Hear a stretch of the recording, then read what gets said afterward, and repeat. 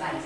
Lolo era un neno moi alegre, e un día pola mañá despertou e quixo preparar o almorzo aos seus pais. Vou facerle un almorzo moi rico. E os meus pais han de estar moi contentos. Juro que de esta xa me compré unha bicicleta. Colleu a pota e foi botando todo aquilo que atopaba. Fariña, azucre, macarróns, marmelada, chocolate e leite. E puxo a cociña perdida. E cando chegaron os seus pais o viron...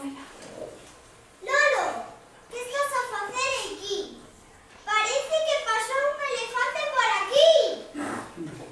Ai, miña nai, menudo estropicio, como deixaste na cociña.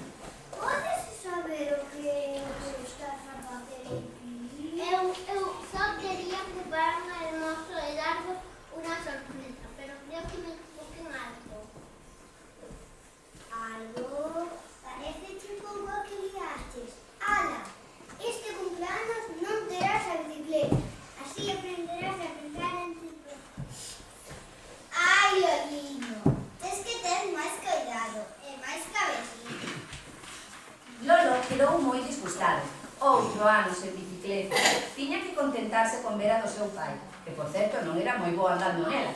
Todo o barrio apartábase en canto vían. Cuidado!